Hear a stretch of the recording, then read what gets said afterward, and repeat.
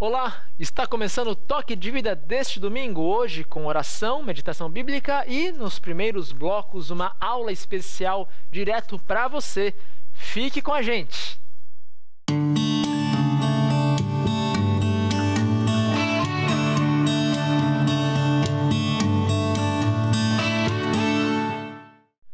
Na maioria das vezes, temos a tendência de ler a Bíblia e ver nossa vida com os olhos negativos, sempre supervalorizando o lado ruim. Lutero já dizia que devemos interpretar tudo da melhor maneira. Porque sempre vemos o lado escuro da força ou a metade vazia do copo? Porque sentimos mais falta do que não temos do que gratidão pelo que já temos. Uma das razões para esse sentimento de pessimismo é a falta de paciência. Com o advento do império da velocidade e dos pavios curtos e prazos curtos, não temos mais tempo para ser pacientes. Você quer ser paciente? Aprenda hoje com a gente a paciência de Deus na nossa aula. Fique com a gente!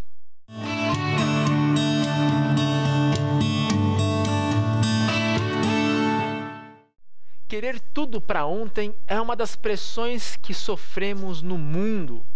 Mas com Deus é totalmente diferente. Ele é um Deus paciente. E para perceber isso, precisamos ler a Bíblia com olhos mais positivos, não procurando tanto o adultério e a traição do rei Davi, mas muito mais se alegrando com a resistência à tentação de José. Olhando menos para as mortes, condenações e guerras bíblicas e percebendo mais o Deus de Ezequiel, nós somos levados então a meditar. E eu vou ler para você o que o profeta Ezequiel ensina sobre olhar Deus e a Bíblia com outros olhos. O texto bíblico que você tem na sua tela é o capítulo 33, versículo 11 do profeta Ezequiel, e ele diz assim: "Diga-lhes que juro pela minha vida que eu, o Senhor Deus, não me alegro com a morte de um pecador. Eu gostaria que ele parasse de fazer o mal e vivesse. Povo de Israel, pare de fazer o mal. Por que é que vocês estão querendo morrer?" Muito bem. Na verdade, nós seguimos a nossa vida algo que chamamos de teologia retributiva. Vocês percebem? Nós não seguimos o que Ezequiel coloca ali, um Deus de amor e misericórdia. O Deus bíblico, ele não se alegra com a morte de ninguém. Ezequiel foi muito claro. Ele não está contente, ele nem tem sede do nosso sangue. É assim, com um olhar muito mais gracioso que sanguinário, que eu convido você, todos vocês, a lerem o próximo texto bíblico na sua tela, que é o Evangelho de Lucas, capítulo 13, versículos 1 a 9. O texto, na verdade, pode ser dividido em duas partes. Na primeira, Jesus e algumas pessoas conversam sobre um caso de morte específica. Então, vamos ver esse texto agora que eu vou ler para vocês, está aí na sua tela também. Lucas, capítulo 13, a partir do versículo 1, nós lemos assim: "Pilatos havia mandado matar vários galileus no momento em que eles ofereciam sacrifícios a Deus. A interpretação dos judeus obedece à teologia retributiva. Para os judeus da época, Deus não havia castigado os pecados daqueles jovens. Na verdade, eles mereceram as mortes. Era como se eles estivessem tendo a retribuição dos seus próprios pecados. Eles realmente tiveram um merecimento. E é exatamente como nós pensamos quando temos um olhar negativo, quando somos pessimistas sobre a Bíblia e sobre a vida. Pensamos que Deus vinga e castiga os pecadores, como no texto que nós acabamos de ouvir. É engraçado que esse tipo de pensamento só funciona geralmente para os outros. Quando vemos o sofrimento de alguém, somos tentados a concluir: esse cara deve ter aprontado muito para ser abandonado pelos filhos. Essa mulher deve ser uma víbora para ser deixada pelo próprio marido. Com certeza, tenho certeza absoluta que você que merece o mal está recebendo o mal que você plantou. Assim pensavam os amigos do pobre Jó diante do sofrimento dele. Eles pegavam Jó e diziam assim: Confesse que você aprontou, cara. Você é culpado de estar na desgraça. Será que Deus age realmente assim, punindo o pecado, fazendo com que aqueles pobres galileus morressem por causa dos pecados deles ou dos pais? Na verdade, não. Jesus ensina que Deus não segue essa teologia retributiva do toma lá, dá cá. Mas antes de mostrar esse Deus de amor que é Jesus, vamos pensar um pouco na nossa vida. Quantas vezes nós somos mal julgados? Nós pensamos assim, olha, puxa vida, as pessoas estão me olhando com olhos de raiva porque pensam que eu mereci o mal que eu recebi. Quantas vezes nós olhamos assim para o nosso próximo, vemos a desgraça alheia acontecer e logo pensamos, a pessoa merece. Não é melhor olhar, na verdade, o lado bom da vida, o lado bom das pessoas e saber que, muito mais acima de tudo isso, Deus nos olha com um olhar de amor e não de julgamento, com um olhar de misericórdia e não de condenação? Você quer aprender mais sobre esse Deus de amor?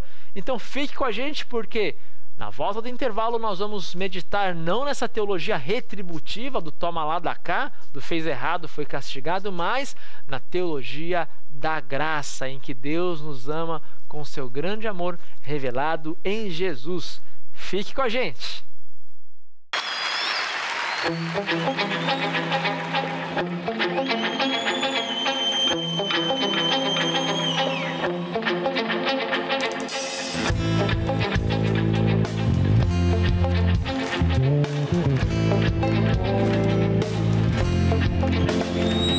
Sei, a vida é mesmo assim.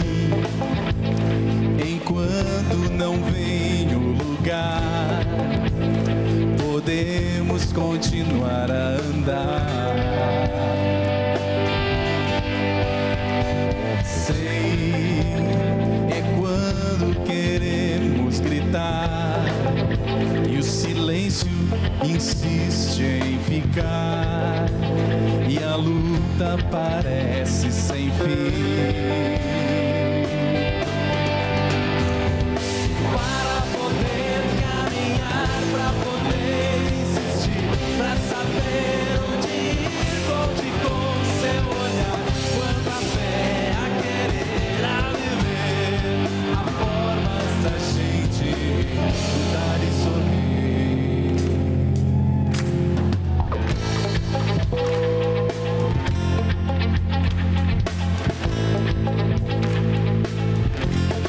Vamos lá. Sei, a vida é mesmo assim.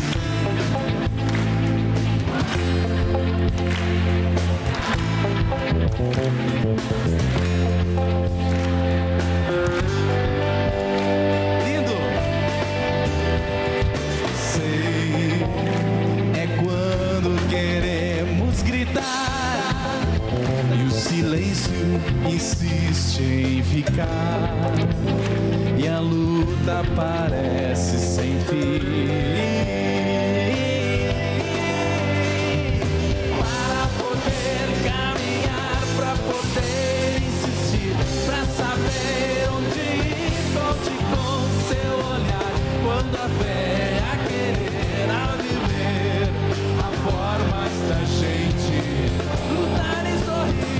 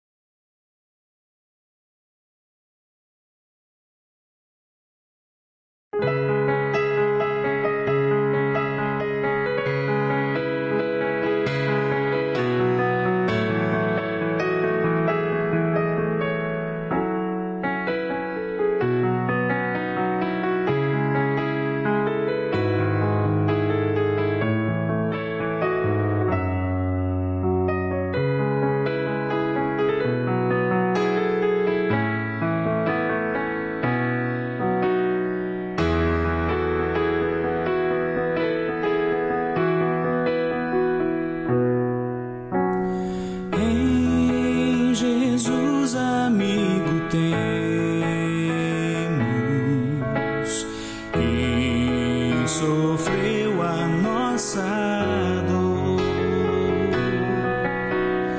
e nos manda que levemos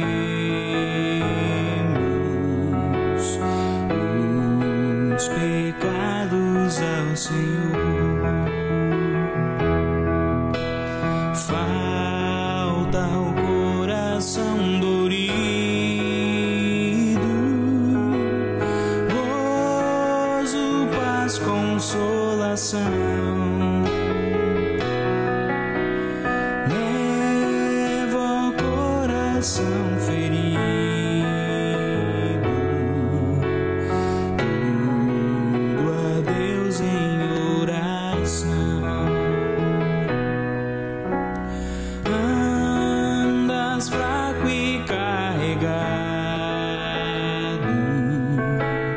de cuidados e temor. Vai ao Salvador amado, vai com fé teu mal expor. Busca o teu melhor amigo, fala a Cristo em oração. Nele encontras terno abrigo e repouso na aflição.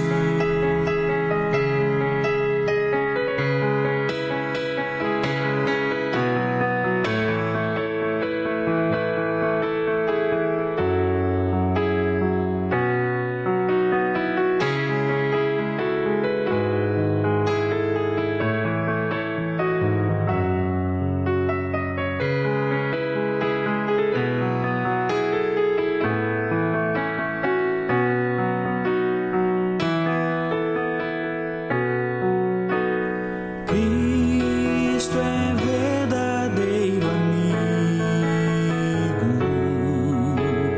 disto provas nos mostrou. Quando para ter consigo os culpados se humanou.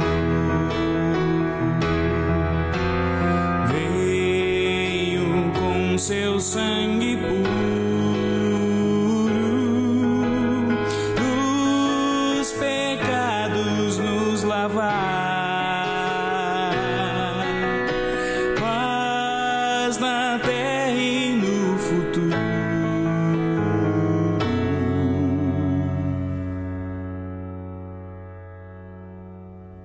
Vida eterna vai nos dar.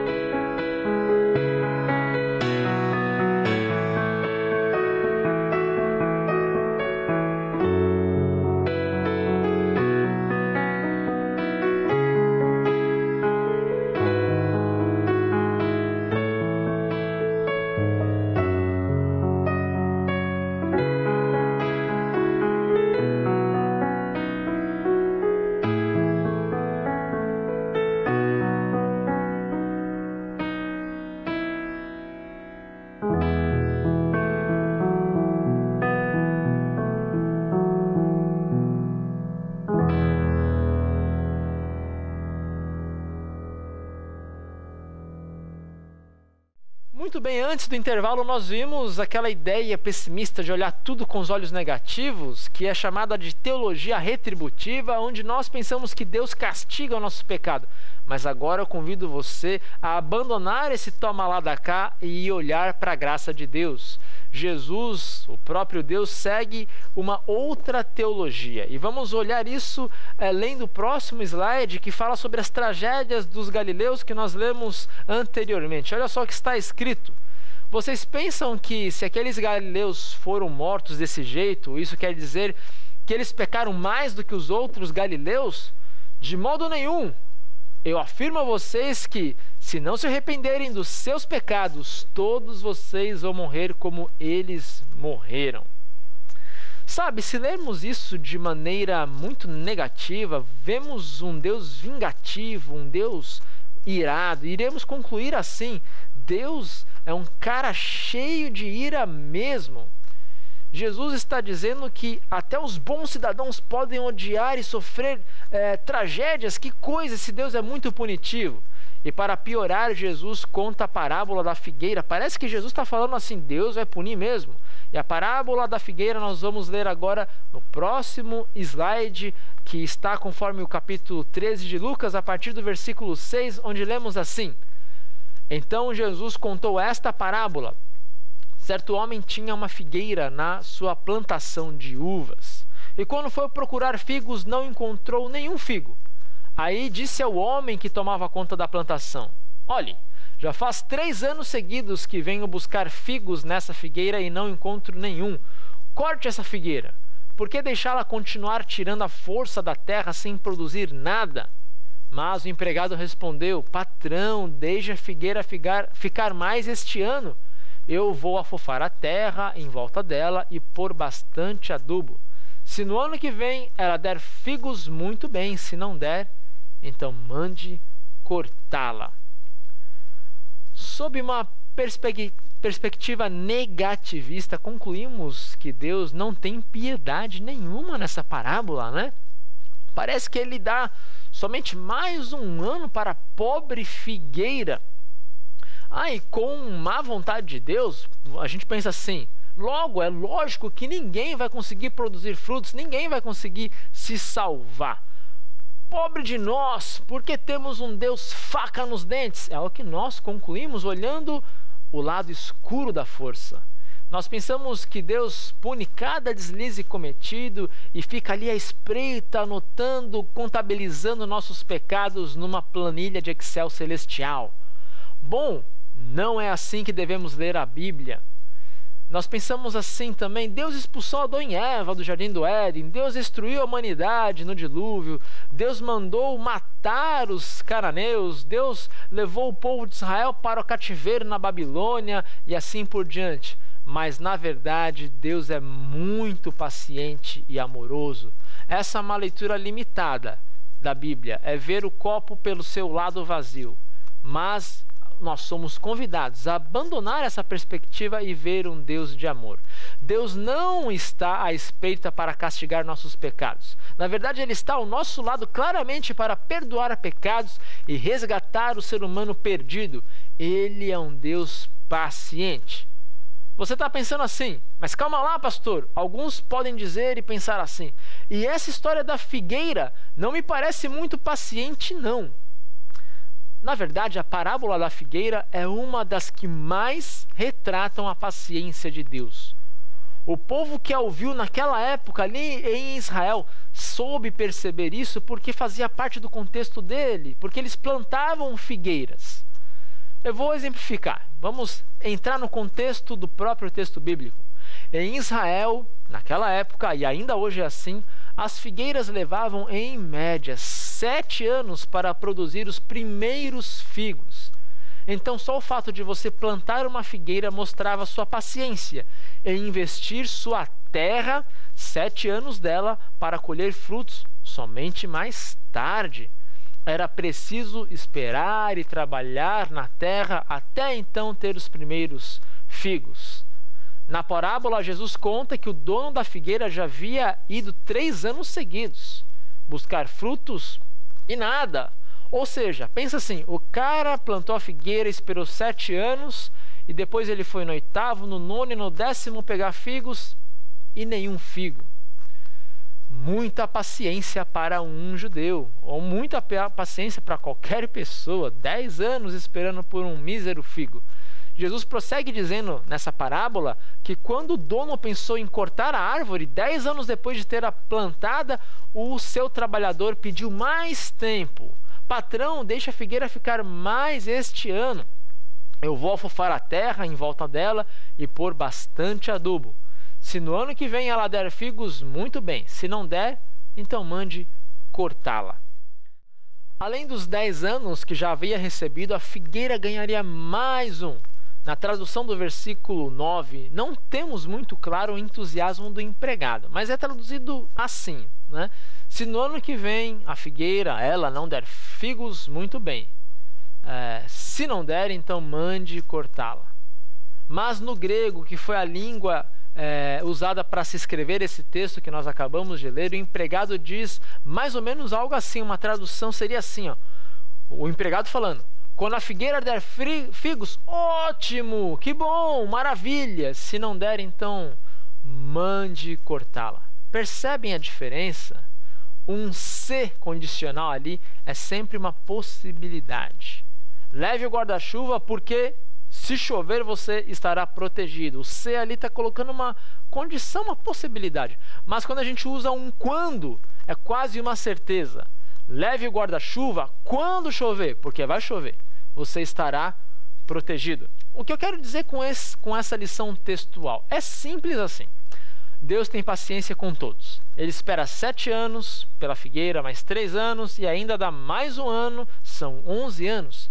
E ainda tem a certeza de que nós nos arrependeremos e voltaremos a Ele. Ele está nos esperando de braços abertos. É óbvio que esses 11 anos são simbólicos aqui, né? É a parábola da figueira que traz esse contexto de 7 anos esperando um figo, 3 anos indo buscar o figo e nada achando, e mais um ano que o empregado batalha para fazer a figueira produzir. Esses 11 anos significam assim, muito tempo. Deus espera todo o tempo do mundo para que seus filhos voltem a Ele.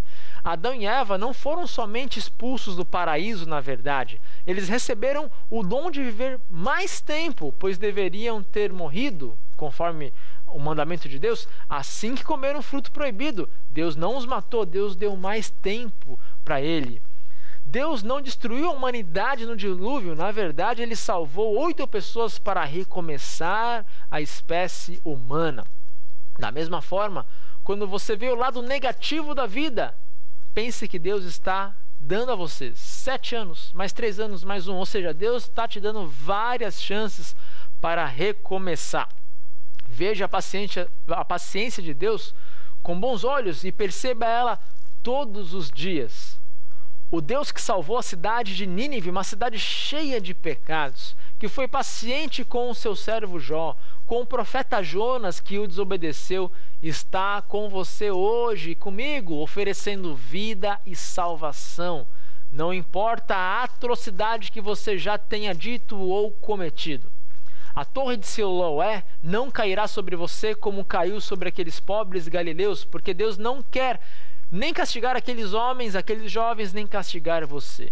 Porque Deus aguarda você com paciência e com a certeza de que você atenderá ao chamado dele e se arrependerá, voltando para os braços do Pai. Hoje é o dia que Deus estabeleceu para você se arrepender e para você parar de fugir de Deus. Hoje, escuto Deus dizendo a todos nós: quando, e não se, quando você olhar para o seu lado, você vai me ver, e que ótimo quando isso acontecer. Eu estarei lá e o receberei como filho. Perdoarei sua rebeldia e curarei as suas feridas. Vejam só, meus queridos telespectadores, Deus é um Deus paciente. Deus é um Deus que não está a nosso lado para nos punir e para anotar os nossos pecados. Deus está ao nosso lado para nos receber de braços abertos, para nos receber como um pai. Por isso eu convido você agora, então, a orar comigo assim: querido Deus amado, Tu estás de braços abertos para me receber, para me dar uma outra chance, uma terceira, quarta, quinta, sexta, sétima, oitava, nona, 10ª chance. Por isso, Pai amado, nós nos aproximamos de Ti, certos de que os Teus braços estão abertos. Pai amado, dá-nos sempre a certeza do Teu amor e faça-nos seguir a Ti em nossos caminhos, hoje e sempre. Obrigado por enviar Jesus, Ele que veio aqui nos dar mais tempo, Ele que morreu em nosso lugar e na cruz do Calvário sacramentou, consolidou o nosso perdão, a nossa vida e salvação. É em nome dele que nós oramos, querido Deus amado. Amém. Muito bem, você é convidado a enviar a sua mensagem para mim no contato que aparece na sua tela. Temos aí o e-mail da Pastoral e também o meu número de WhatsApp. Dê o seu feedback, o seu retorno sobre esta videoaula, sobre as entrevistas que você já assistiu e sugira novos temas para as próximas aulas, novos temas para entrevistas e assim por diante. Nós estamos à disposição de você. Após o intervalo, nós teremos um momento de meditação bíblica e oração. Fique com a gente!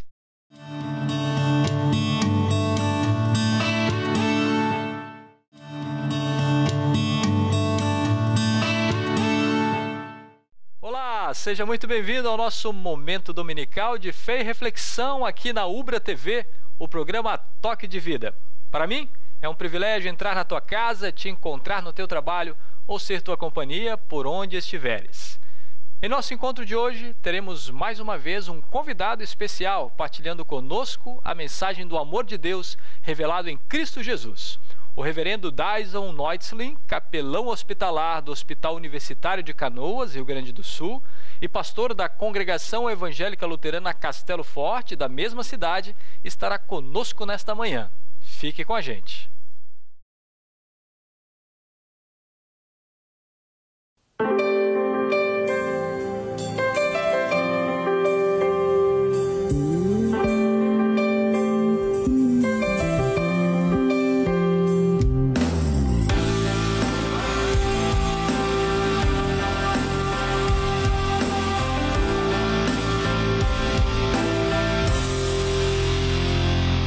Quando a noite vem, quando os sonhos vão, confiar em si é lutar sem razão.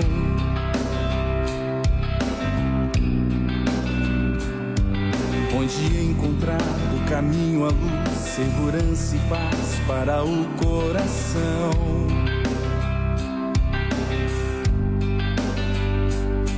A palavra então vem nos ensinar o que Cristo fez ao se entregar. Sua cruz nos deu o caminho ao Pai. Sua graça faz nossa vida ter a razão de crer e de agir, para refletir seu amor ao servir. Firmes, sim, firmes, em Jesus Senhor, com perdão e amor, espalhando a paz. Firmes, sim, firmes, na alegria e dor, com perdão e amor, sua graça nos dá salvação.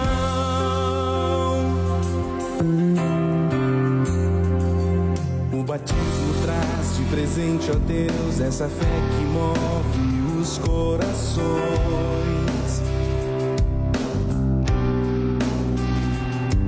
Tanto amor assim enche o nosso ser, nos levando sempre a te adorar.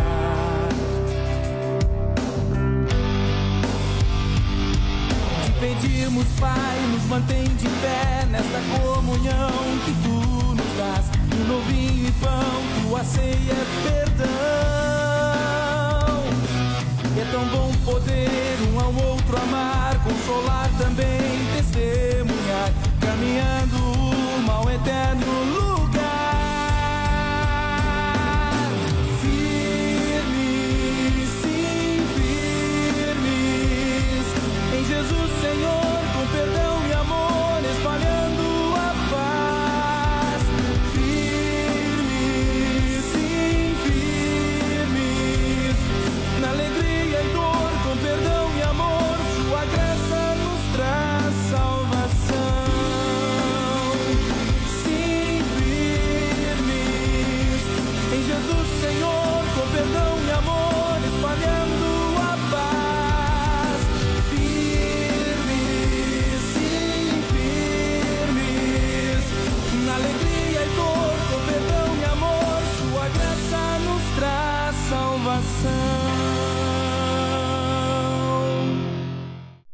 Em nosso encontro de hoje, faremos a leitura do Salmo 66, versículos 1 a 7.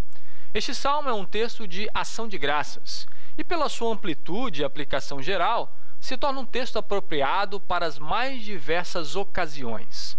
Nele, todos são chamados a adorar a Deus, o Todo-Poderoso, Senhor de tudo que existe. Acompanhe comigo a leitura do Salmo 66, versículos 1 a 7. Todos os povos louvem a Deus com gritos de alegria. Cantem hinos de louvor a Ele. Ofereçam a Ele louvores gloriosos. Digam isto a Deus: como são espantosas as coisas que fazes. O teu poder é tão grande que os teus inimigos ficam com medo e se curvam diante de ti. O mundo inteiro te adora e canta louvores a ti. Todos cantam hinos em tua honra. Venham e vejam o que Deus tem feito. Vejam com espanto as coisas que Ele tem feito em favor das pessoas. Ele mudou o mar em terra seca e os nossos antepassados atravessaram o rio a pé. Ali nos alegramos com o que Ele fez. Pelo seu poder, Ele governa para sempre e os seus olhos vigiam as nações. Que ninguém se revolte contra Deus. Glória ao Pai, ao Filho e ao Espírito Santo. Louvado seja o Deus triuno, Senhor do universo. Amém.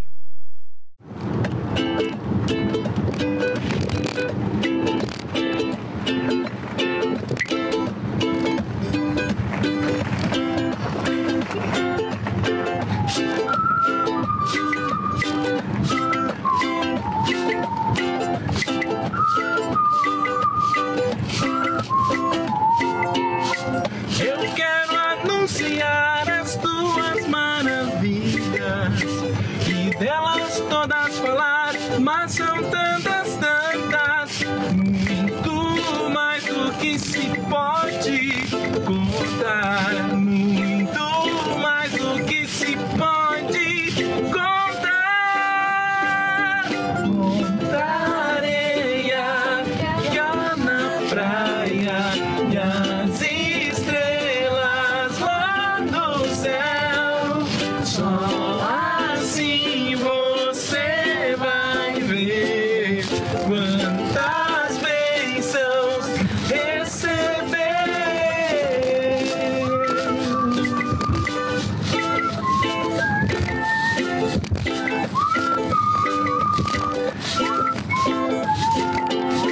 Eu quero anunciar as tuas maravilhas e delas todas falar, mas são tantas, muito mais do que se pode contar, muito mais do que se pode contar. Contar areia que há na praia e as estrelas lá no céu. Só assim você vai ver quantas bênçãos receber.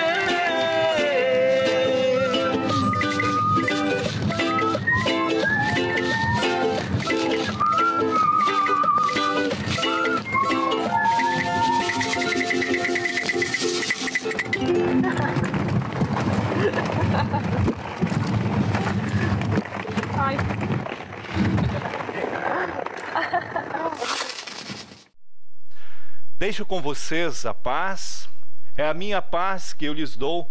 Não lhes dou a paz como o mundo a dá, não fiquem aflitos, nem tenham medo. Palavras estas de Jesus registradas pelo apóstolo João no capítulo 14 do Evangelho de João. Com base nestas palavras, quero convidar a vocês para refletirmos sobre duas perguntas. Para onde vão os mortos? E para onde iremos nós depois da nossa própria morte? Essas são duas perguntas que, humanamente falando, são bem difíceis de responder. Mas, querendo ou não, por vezes elas nos assaltam, principalmente diante da possibilidade da morte, nossa ou de alguém próximo a nós. somos ainda mais confrontados quando a morte se torna algo bem concreto. Quando, diante das maiores necessidades, se calam as tecnologias da medicina, quando cessam os efeitos dos remédios, quando os diagnósticos se tornam obsoletos. Quando frases normalmente ditas como "fique tranquilo, tudo vai dar certo", se tornam vazias e sem sentido, quando as palavras se silenciam para dar lugar ao choro e ao lamento, ali nós perguntamos: para onde vão os mortos? E para onde iremos nós depois da nossa própria morte? No momento em que tudo se cala, a igreja cristã se faz ouvir. A igreja cristã traz para si a responsabilidade de responder essas perguntas. E para respondê-las, como igreja, não falamos de sofrimento, mas de salvação e de uma esperança consoladora. A igreja cristã se torna, portanto, portadora de uma esperança viva e concreta. Para respondê-las, como igreja, convidamos a olhar não para o nosso tempo, mas para uma outra realidade. Uma realidade que a Sagrada Escritura chama de eternidade. É lá que temos que procurar aqueles que morrem. É preciso também dizer que não há conhecimento sobre os mortos sem que haja fé em Deus. Aquele que não se contenta com meio consolo precisa arriscar o caminho da fé e Deus responderá. Hoje, o Deus eterno, Pai, Filho e Espírito Santo, o Deus da eternidade, diz para mim e diz para você também. Ele se dirige àqueles que creem em Cristo, afirmando: os mortos, eles estão em paz. A eternidade com Deus se resume a isso: paz definitiva depois da última batalha, descanso para aqueles que a vida cansou. Significa proteção para todos aqueles que estavam desprotegidos, fragilizados.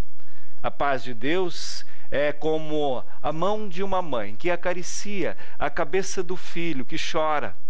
É como o colo e o aconchego materno que transmite proteção e segurança. Sobre o último sofrimento do pecador, ao qual a morte mostra o pavor da perdição, Deus se manifesta e acalenta a alma através de Cristo, quando diz: é a minha paz que eu lhes dou. Não lhes dou a paz como o mundo a dá. Não fiquem aflitos, não tenham medo.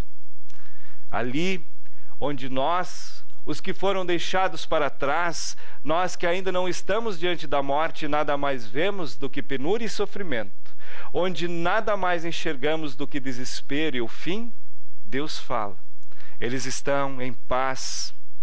Estas palavras de Deus, que vão contra o nosso entendimento, não permitem que os mortos morram, mas que sejam recolhidos para juntos de Deus. E assim a palavra de Deus transforma a morte em um sono, que faz despertar aqueles que creem em um novo mundo. A palavra de Deus guia os mortos para o paraíso. Essa é a verdade. Em verdade te digo, ainda hoje estarás comigo no paraíso, disse Jesus a quem estava pendurado na cruz ao seu lado. Eles estão em paz, significa que isso não é nada óbvio, mas é algo totalmente novo. Algo bem último, definitivo, que acontece a partir de Deus, em um novo começo. Mais uma vez aqui não há lugar para um perguntar egocêntrico. Certeza e esperança vêm do olhar fixado em Deus, a quem em tudo confiamos e em quem cremos. Porque Ele também diz assim: eu sou a ressurreição e a vida, quem crê em mim, ainda que morra, viverá. Se somos jovens ou velhos, pouco importa. O que são 20 ou 30 anos aos olhos de Deus? Jovens e velhos precisam se dar conta de que a vida não acaba. Na verdade, o que vivemos aqui, nesse nosso mundo, é apenas um prelúdio diante da cortina fechada. Como se estivéssemos olhando por entre linhos, sem perceber completamente a realidade existente do outro lado. Neste mesmo sentido, então, estão os milagres de Jesus, pequenas amostras da restauração presente no mundo da paz de Deus. Diante disso, cabe ainda outras perguntas. Por que temos medo de pensar na morte? Por que nos amedrontamos? A morte é terrível para quem tem medo, mas será que a morte é terrível para quem morre? Afinal, o medo é sempre de quem vive. Os medos e os receios podem muito bem ser apenas o tremor e o horror diante do acontecimento mais feliz, mais belo, mais celeste do mundo, que pode ser comparado ao recém-nascido que vê a luz do mundo, o recém-nascido que chora por medo do desconhecido. Para aqueles que creem, a morte não é violenta e terrível. Para os que creem, a morte é pura graça, um presente. A morte é suave, é doce, é branda. Para os que creem, ela é a porta para o reino eterno de paz. Queridos irmãos, Cristo diz: deixo a paz a vocês. A minha paz dou a vocês. Não a dou como o mundo a dá. Não se perturbe o seu coração, nem tenham medo. Ele também diz: eu sou a ressurreição e a vida. Quem crê em mim, ainda que morra, viverá. Estas palavras de Cristo respondem à pergunta: onde estão os nossos mortos? E respondem também: para onde iremos após a nossa morte? Os nossos mortos estão em paz e com Cristo, e assim estaremos nós também. Que com as palavras de Cristo possamos nos confortar diante da realidade da morte, sem temer, que em última análise faz parte também da vida, e que na certeza da eternidade, um lugar cheio de paz, possamos estar firmados já hoje, nestes nossos dias, neste nosso tempo. Que a paz esteja com vocês. Amém.